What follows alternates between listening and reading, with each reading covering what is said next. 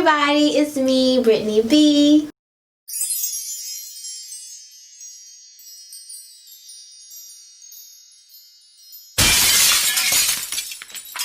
And I'm back for a mid-year freakout tag. This is my first time doing the mid-year book freakout tag, so I'm super excited. I don't know exactly who the original creators were, but by the time this video is posted and edited, I will have found them, and they're going to be in the description below. Trust me. Okay, so for the first question, best book you read so far in 2020? So this book has popped up on my page so many times. Now That I Found You by Christina Forrest. I love this book. I'm such a fan of this author. She has the first book I read of hers was I Want to Be Where You Are, which is a YA romantic, I would say a rom-com, but it's like a romantic, like contemporary novel, and it was about this one girl who was a ballerina, and she wanted to go to this audition, and her neighbor needed to go to this place to visit his dad, and they do like a whole road trip type fun vibe. And this one is about Evie, and her parents are these famous documentary filmmakers, and she's a budding actress but gets betrayed by her closest friend, and now she's trying to basically get her life back on track because tabloids. She's basically get her life back on track because now she's kind of blacklisted in the entertainment industry, and she needs her grandmother, who is a famous actress but stopped acting years ago and hasn't been seen in public since, to basically help her get her life together. In this time, the grandma goes missing, and she meets Milo, which is someone that was helping her grandma, and they go on this quest to find the grandma, and there's like a budding romance in there. There's fun, quirky characters. It's such a cute, fun read. The next question, best sequel you read so far in 2020? So the only sequel that I read in 2020 has to be The Children of Virtue and Vengeance. And it was good, but it wasn't like my favorite, so I don't even want to put that in the category of the best sequel. So I'm just gonna skip this question.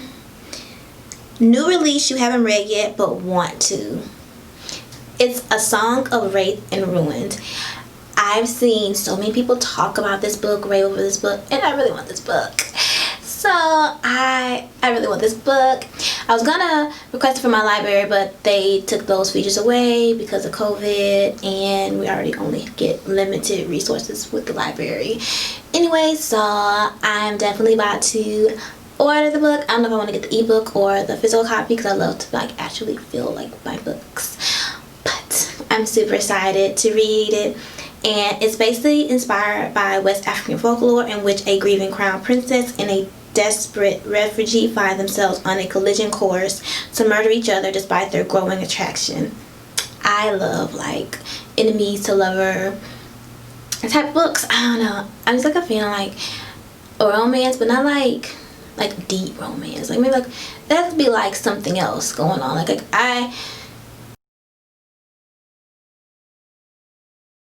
Fourth question, most anticipated release for the second half of the year. Okay, so the book would be A Legend Born. And I've talked about Legend Born, I think, in the Black Booktuber tag. I'm super excited to read this book. I received an art copy of it from NetGalley, and I've read maybe 1 to 2 chapters of it, and the parts that I read have been amazing. A lot of people have been raving over it, and it's coming out soon. Well, it's coming out later on in this year, and I'm super excited for people to read it. And okay, so the next question, biggest disappointment. My biggest disappointment has to be The Goddess Twins by Yodasta Williams.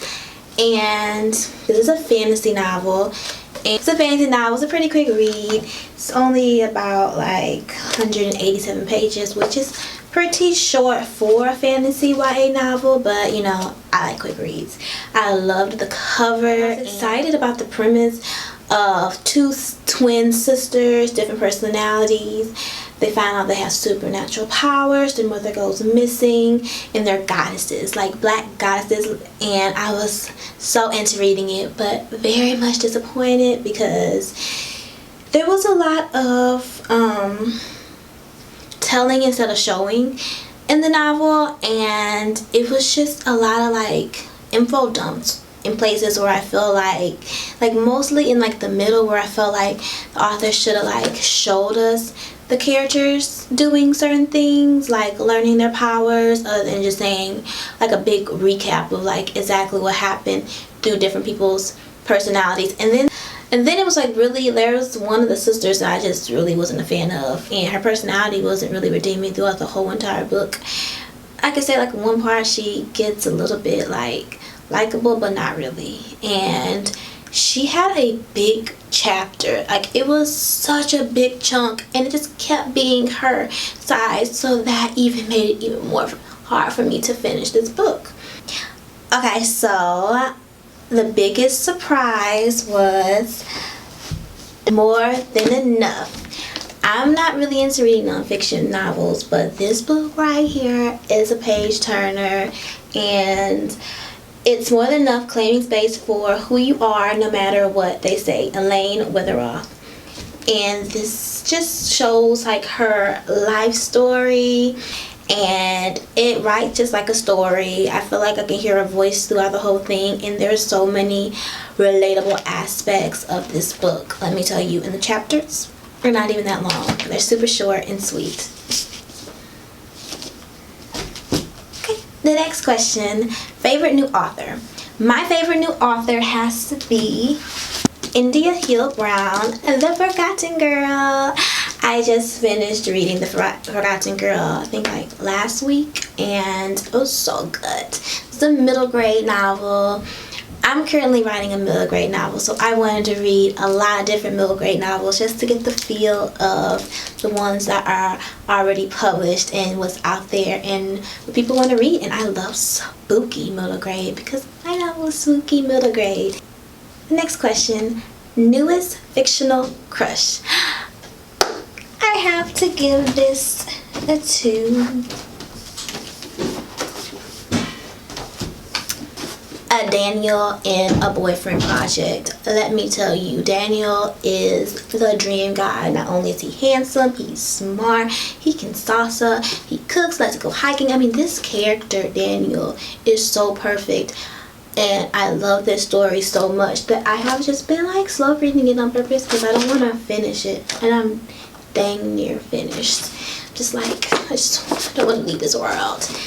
There's such a cute love story, and it gives me, if you saw previous videos, what's that movie?